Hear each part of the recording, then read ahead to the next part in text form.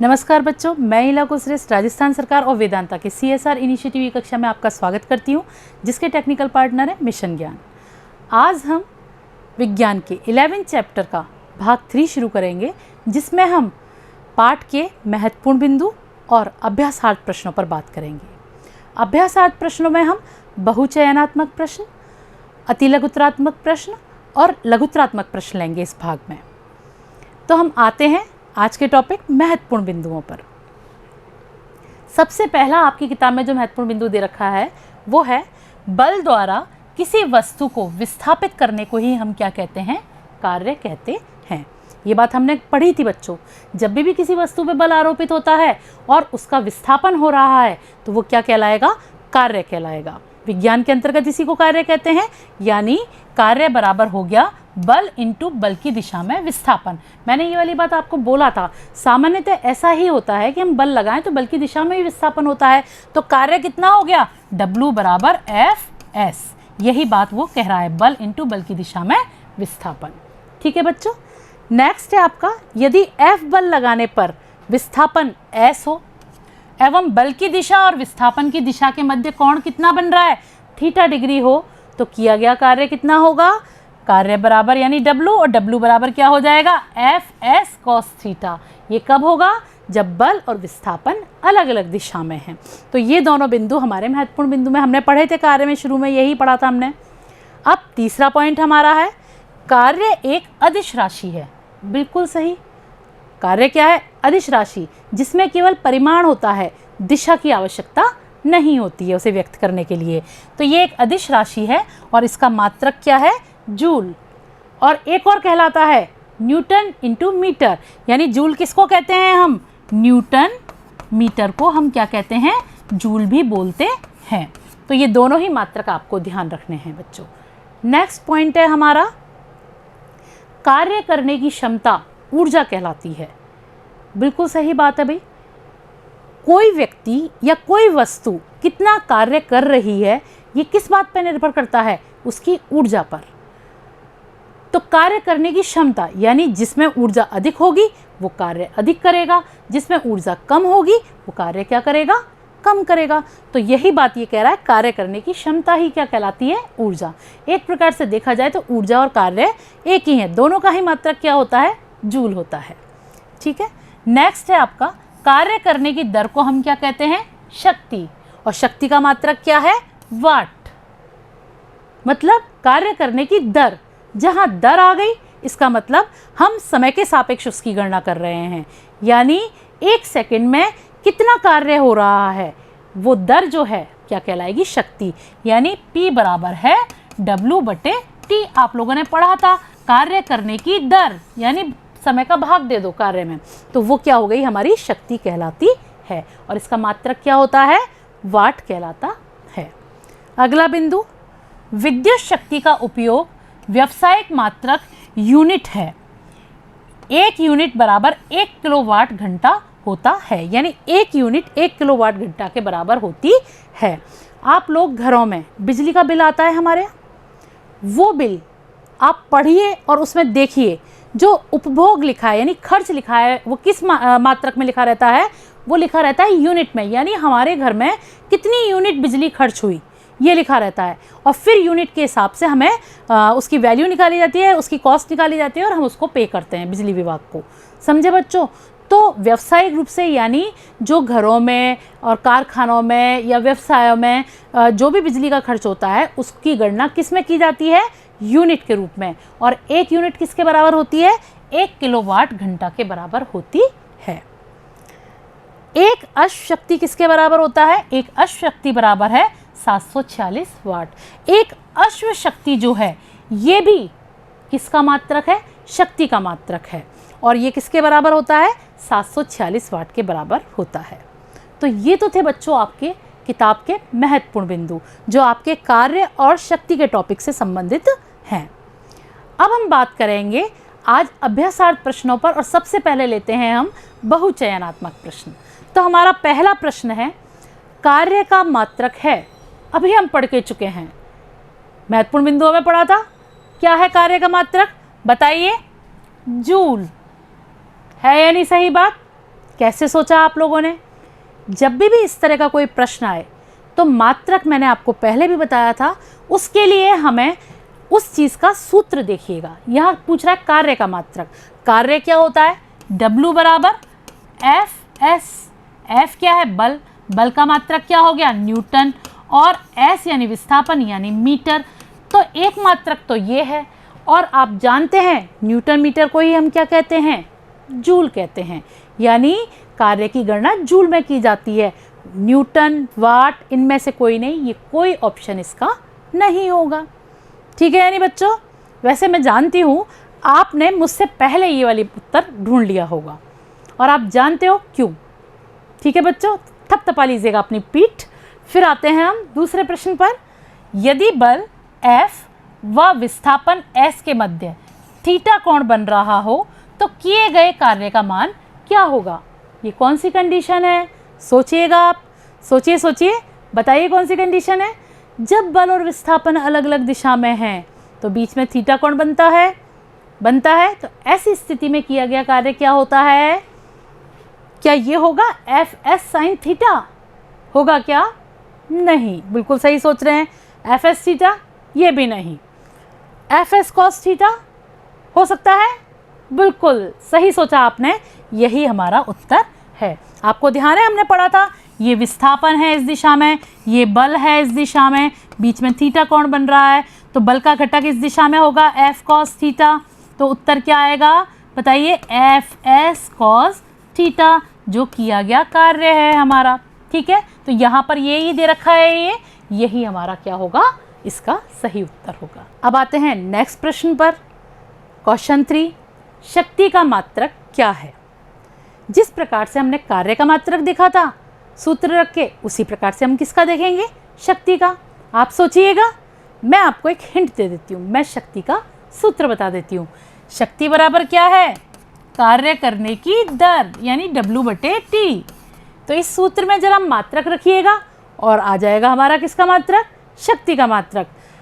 कार्य का मात्रक क्या होता है? जूल। समय का मात्रक सेकंड। तो जूल प्रति सेकंड ही हमारी किसका मात्रक है? शक्ति का मात्रक है।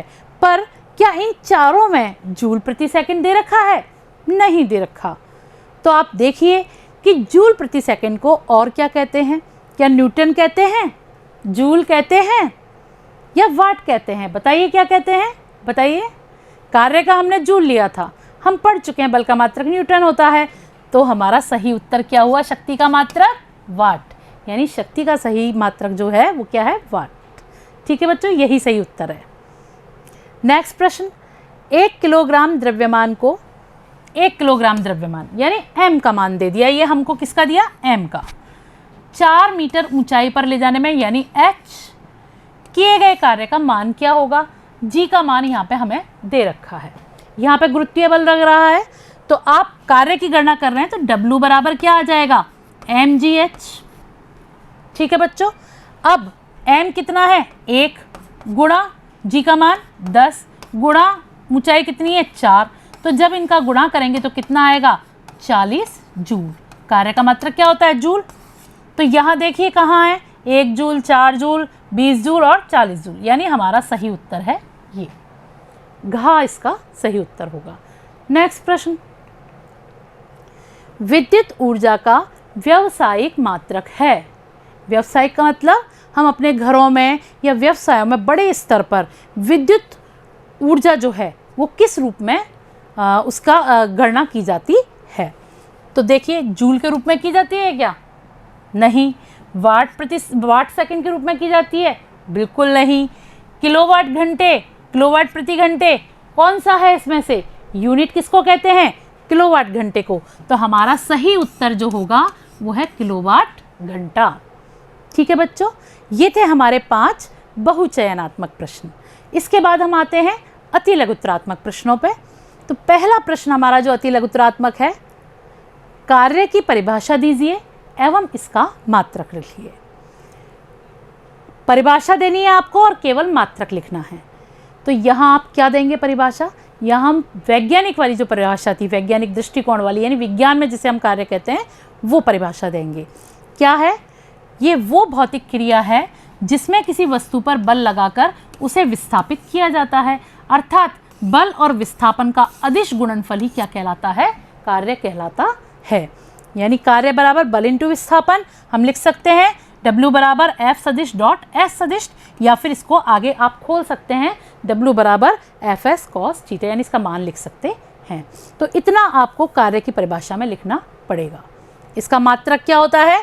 न्यूटन मीटर, इसको हम जूल भी कहते हैं। दोनों ही आप दिखा सकते हैं यहाँ पे, अगर एक भी लिखेंगे तो भी चल जाएगा, पर अच्छा होगा आप दोनों ही लिख दें। ठीक है बच्चों, नेक्स्ट प्रश्न। कोई 3 प्रकार के विद्युत संयंत्रों के नाम लिखिए। किसके पूछ रहा है ये? विद्युत संयंत्र, यानी जिसके द्वारा हम विद्युत ऊर्जा प्राप्त करते हैं। कौन से संयंत्र हैं हमारे जिनके द्वारा हम बिजली प्राप्त करते हैं, या क्या प्राप्त करते हैं? विद्युत प्राप्त करते हैं। विद्युत शक्ति हम अपने घर में यूज़ करते हैं ना विद्युत शक्ति को, तो वो कहाँ से आती है? संयंत्रों से आती है बड़े बड़े। तो विद्युत किससे बनती है, कहाँ बनती है, उन्हीं संयंत्रों के यहाँ पे नाम लिखने हैं। मैंने आपको बताए थे, जैसे हमने 3 दिए हैं। नाभिकीय संयंत्र, नाभिकीय संयंत्र जहाँ पर परमाणु विखंडन के द्वारा ऊष्मा उत्पन्न की जाती है और क्या किया जाता है? भाप पैदा करके फिर जनित्र के द्वारा विद्युत प्राप्त की जाती है। दूसरा है जल विद्युत संयंत्र, जहाँ पे पानी गिराकर टरबाइन पर उसे घुमाकर जनित्र को चलाया जाता है और फिर विद्युत ऊर्जा प्राप्त की जाती है। अगला है पवन ऊर्जा, जहाँ पे पवन चक्कियों के द्वारा क्या प्राप्त की जाती है? विद्युत ऊर्जा प्राप्त की जाती है। मैंने इन 3 का नाम दिया है, आप चाहें तो कोई भी दे सकते हैं जो आपकी किताब में दे रखे हैं। नेक्स्ट प्रश्न हमारा आता है, शक्ति किसे कहते हैं? शक्ति का मात्रक लिखिए। शक्ति, ताकत, हमने बात की थी। किसको कहते हैं शक्ति भाई? बताइए। कार्य करने की दर को हम क्या कहते हैं? शक्ति कहते हैं। तो यही लिखना है, कार्य संपन्न करने की दर को शक्ति कहते हैं, या कार्य संपन्न करने की दर क्या कहलाती है? शक्ति कहलाती है। शक्ति बराबर कार्य बटे समय, यानी P बराबर W बटे T। शक्ति को P से डिनोट करते हैं, कार्य को W से, समय को T से। तो P बराबर हो गया W बटे T। और शक्ति का मात्रक क्या है? जूल प्रति सेकंड, इसी को हम वाट भी कहते हैं। तो दोनों ही मात्रक यहाँ पे भी लिखे जा सकते हैं। तो ये था आपका इस 3rd क्वेश्चन का उत्तर। नेक्स्ट प्रश्न हमारा, एक वस्तु पर 20 न्यूटन बल लगाने पर वह 10 मीटर विस्थापित हो जाती है। क्या दे रखा है आपका? एक वस्तु जिस पर बल कितना लग रहा है? F 20 न्यूटन, 10 मीटर क्या हो गई वो? विस्थापित, यानी S, उसका विस्थापन हुआ 10 मीटर। किए गए कार्य की गणना कीजिए। कितना छोटा सा सवाल है, ये अति लघुतरात्मक में तो बहुत ही छोटा सा है। यहाँ हमें दे रखा है बल बराबर है 20 न्यूटन और विस्थापन यानी S बराबर है 10 मीटर। हमें क्या पता करना है? कार्य का पता करना है। तो कार्य का सूत्र क्या था? F इंटू S यानी Fs। तो हमारा सूत्र है W बराबर Fs। अब W बराबर क्या हो गया? 20 हो गया बल का मान, और क्या इसका विस्थापन का कितना हो गया? 10। दोनों का गुणा करोगे तो कार्य कितना हुआ? 200 जूल। यानी हम कह सकते हैं कि इस स्थिति में किए गया कार्य कितना है? 200 जूल है। ये था आपका चौथा प्रश्न। अगला प्रश्न हमारा आता है 5वां। एक 30 किलोग्राम द्रव्यमान की वस्तु को 2 मीटर ऊपर उठाने में 1 मिनट समय लगता है। क्या कह रहा है? 30 किलोग्राम, ये हमें दे दिया द्रव्यमान। 2 मीटर यानी h दे दिया, 2 मीटर ऊपर उठा रहे हैं तो h आ गया। समय कितना लग रहा है? t, 1 minute. तो वह की गई शक्ति की गणना करनी है, और g का मान हमें यहाँ पे ब्रैकेट में दे रखा है। g यानी गुरुत्वीय त्वरण। तो यहाँ पे पहले जो मान दे रखे हैं उनको लिख लेते हैं हम लोग। वस्तु का द्रव्यमान यानी m कितना है? 30 किलोग्राम। ऊंचाई यानी h कितनी है? 2 मीटर दे रखी है वहाँ पर। समय यानी t दे रखा है 1 मिनट, मिनट में दे रखा है। पर आप जानते हैं जो हम गणनाएं कर रहे हैं कार्य और शक्ति की, वो किस में करते हैं? सेकंड में करते हैं समय को। तो इस 1 मिनट को आप सेकंड में यहीं बदल लीजिएगा तो कितना समय हो गया हमारा? 60 सेकंड। अब हमें क्या ज्ञात करना है? शक्ति। शक्ति हमको यहाँ पर ज्ञात करनी है। तो आप जानते हैं शक्ति का सूत्र क्या है? P बराबर W बटे T। ये हमारा शक्ति का सूत्र है। अब हमें W तो नहीं पता, कार्य थोड़ी ना पता है। बताइए, सवाल में कहीं बता ही नहीं रखा कि कितना कार्य किया, पर हमें ये बता रखा है कि द्रव्यमान कितना है, गुरुत्वीय त्वरण कितना है और ऊंचाई कितनी है। तो यहाँ पर आप जानते हैं P बराबर W/T है, पर W बराबर क्या होता है बताइएगा आप, mgh होता है या नहीं, बताइए W बराबर होता है या नहीं mgh गुरुत्वीय बल के संदर्भ में, क्योंकि ऊपर उठाई जा रही है चीज़ तो यहाँ पे गुरुत्वीय बल लग रहा है, तो उस संदर्भ में किया गया कार्य किसके बराबर है, mgh के। तो वही हमने यहाँ पे रख दिया कि W बराबर mgh और बटे t। अब यहाँ m का मान भी है, g का मान, h का मान, तीनों ही है हमारे पास। m का मान कितना है 30 किलोग्राम, g का मान 10 और 2 क्या है हमारी ऊंचाई, और हमें समय हमने निकाल लिया सेकंड्स में 60 सेकंड।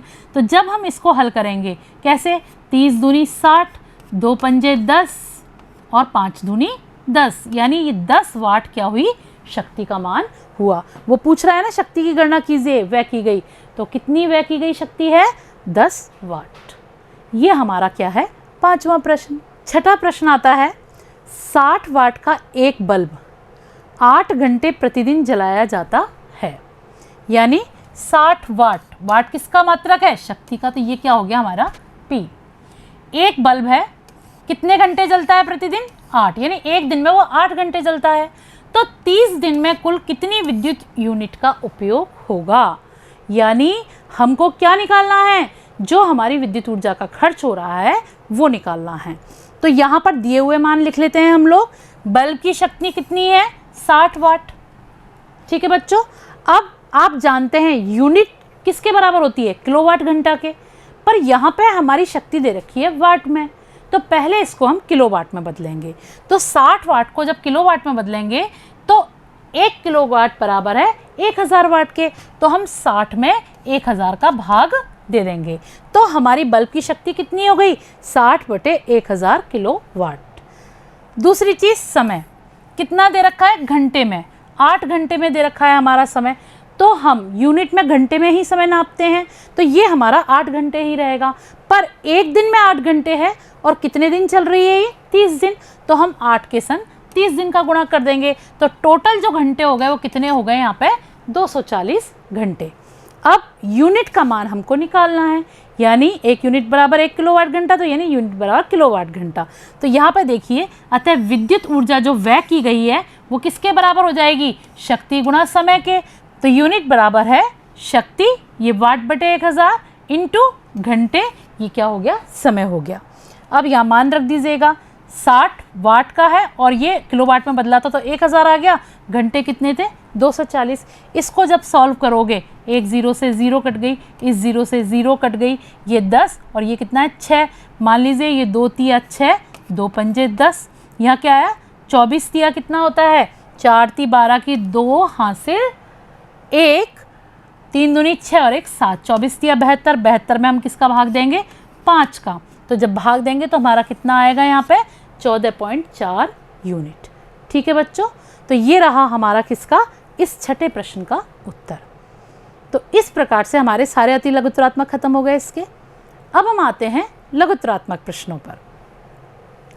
आप जानते हैं लघुत्तरात्मक प्रश्न यानी जिनका उत्तर थोड़ा बड़ा है, जो 2 नंबर या कितने के हो सकते हैं 3 नंबर के भी हो सकते हैं। कार्य से आप क्या समझते हैं? यदि विस्थापन की दिशा बल की दिशा से भिन्न हो तो कार्य की गणना कैसे की जाती है, उदाहरण सहित समझाइए।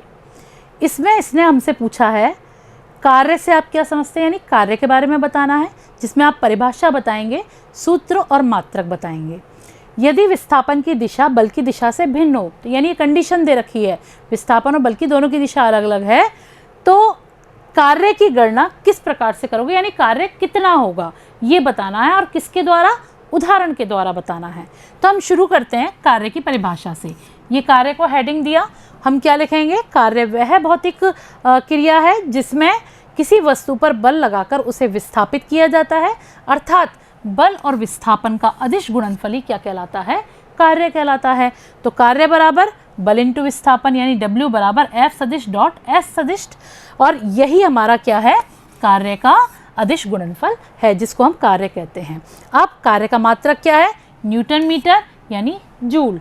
आप चाहें तो इसको खोल सकते हैं और यहाँ पे आप यहाँ तक भी लिख सकते हैं FS cos थीटा। ये भी आप चाहें तो बता सकते हैं।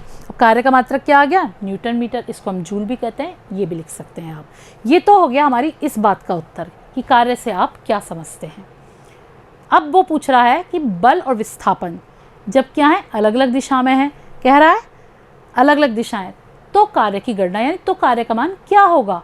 तो हम देखते हैं, मान लीजिए उदाहरण पूछ रहा है वो, तो आप ये लिख सकते हैं या ये बता सकते हैं कि मान लीजिए एक बच्चा एक ट्रॉली को खींच रहा है ऊपर की तरफ और गाड़ी जा रही है सड़क पर, ट्रॉली जो जा रही है वो सड़क पर, यानी विस्थापन इस दिशा में है और बल इस दिशा में है।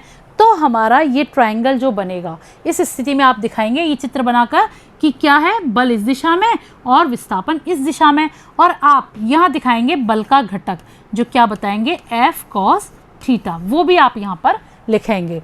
यहाँ पर देंगे उक्त चित्रानुसार विस्थापन व बल की दिशा से भिन्न दिशा में हो रहा है। यानी क्या कह रहा है वो, यहाँ इस चित्र में विस्थापन बल की दिशा से भिन्न दिशा में हो रहा है। अतः कार्य बल का विस्थापन की दिशा में घटक और इंटू विस्थापन। अतः कार्य बराबर बल का विस्थापन की दिशा में घटक इंटू विस्थापन, यानी W बराबर है F cos थीटा जो इसका घटक है इंटू S जो विस्थापन है, तो W बराबर आ गया Fs cos थीटा। यानी जब बल और विस्थापन अलग अलग दिशा में है तो कार्य की गणना में हमारा कितना मान आया कार्य का, Fs cos थीटा। ठीक है बच्चों, तो यहाँ तक ये सवाल आपको करना है। अगला प्रश्न हमारा आता है, कार्य, ऊर्जा एवं शक्ति किस प्रकार एक दूसरे से संबंधित हैं। इसको लिखें उससे पहले आप सोचिएगा, हम जो कार्य करते हैं, कितना कार्य करते हैं, जितनी हमारे अंदर ऊर्जा होती है, और शक्ति कैसे नापते हैं, कौन कितना अधिक कार्य करेगा, हमारे अंदर कितनी क्षमता है कार्य करने की। ठीक है, तो कार्य करने की दर, यानी 3-4 व्यक्ति हैं, सबको समान कार्य दिया गया, पर किसने कितने समय में पूरा किया, इससे क्या निर्धारित होता है, व्यक्ति की ताकत यानी शक्ति का निर्धारण होता है। तो हमें इन तीनों को संबंधित करके बताना है कि ये क्या है, आपस में किस प्रकार से संबंधित है। कार्य वह भौतिक क्रिया है जिसमें किसी वस्तु पर बल लगाकर उसे विस्थापित किया जाता है। और ऊर्जा क्या है, किसी वस्तु द्वारा कार्य करने की क्षमता को ही क्या कहते हैं, ऊर्जा कहते हैं।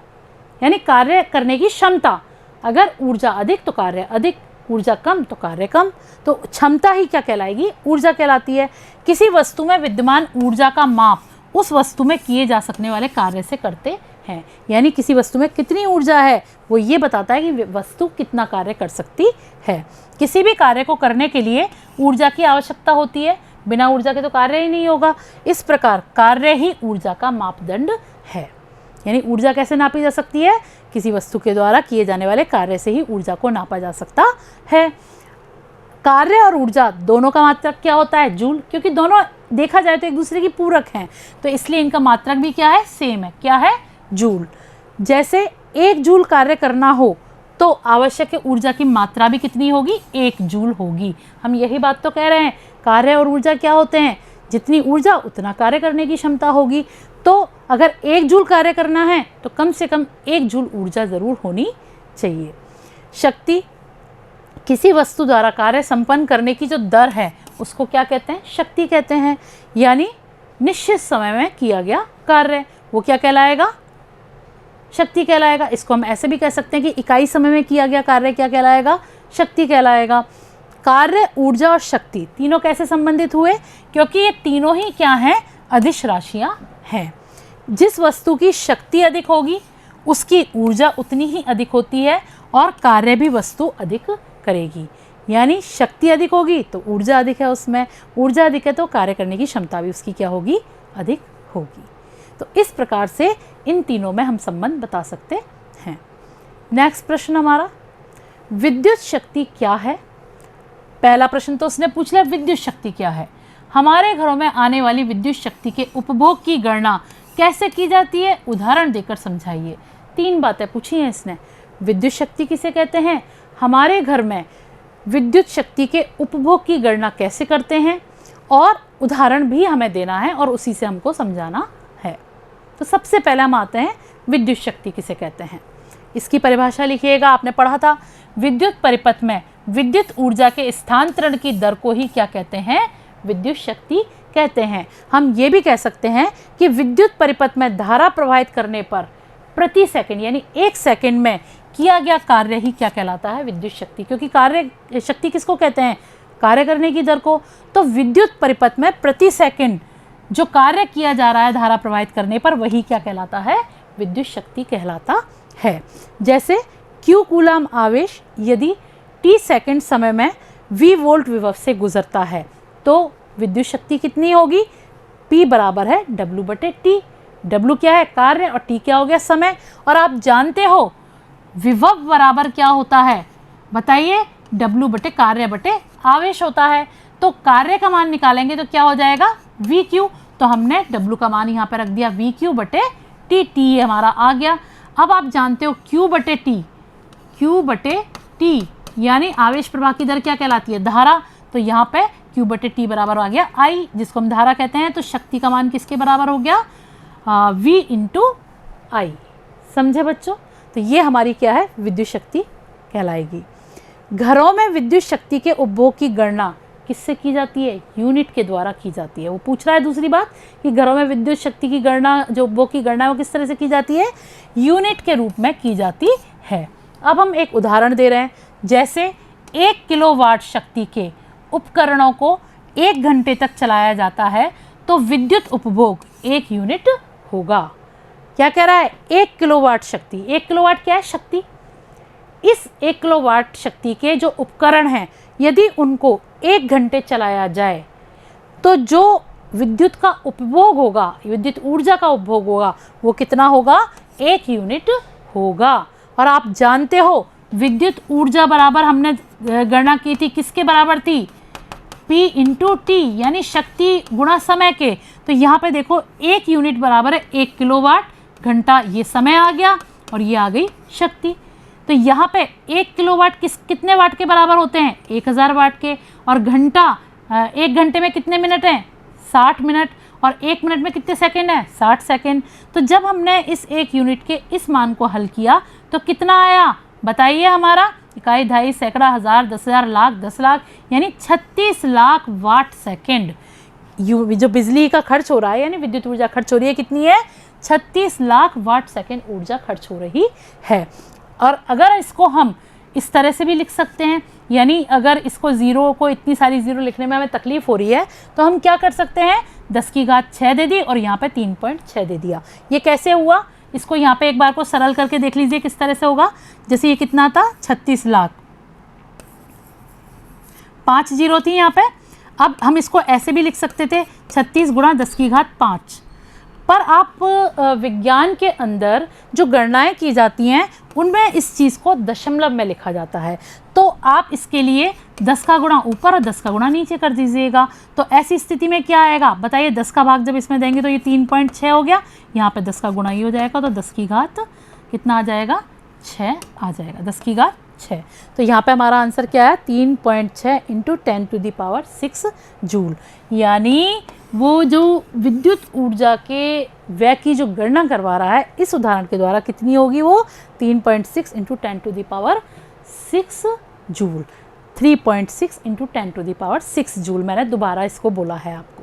ठीक है? इस तरह से ये गणना की जाती है और ये सबसे सही उदाहरण है। आपसे केवल उदाहरण भी पूछा जा सकता है या आपको ये भी सवाल इस तरह से दे सकते हैं कि 1 किलोवाट शक्ति के उपकरणों को 1 घंटे तक चलाया जाए तो विद्युत उपभोग को जूल में ज्ञात करो। इस तरह से दिया जाएगा तो भी आपको यही करना पड़ेगा। तो ये था हमारा कौन सा? तीसरा लघुत्तरात्मक सवाल। इस पाठ के लघुत्तरात्मक सवाल हमारे टॉपिक से संबंधित खत्म होते हैं। मिलते हैं अगले वीडियो में। धन्यवाद।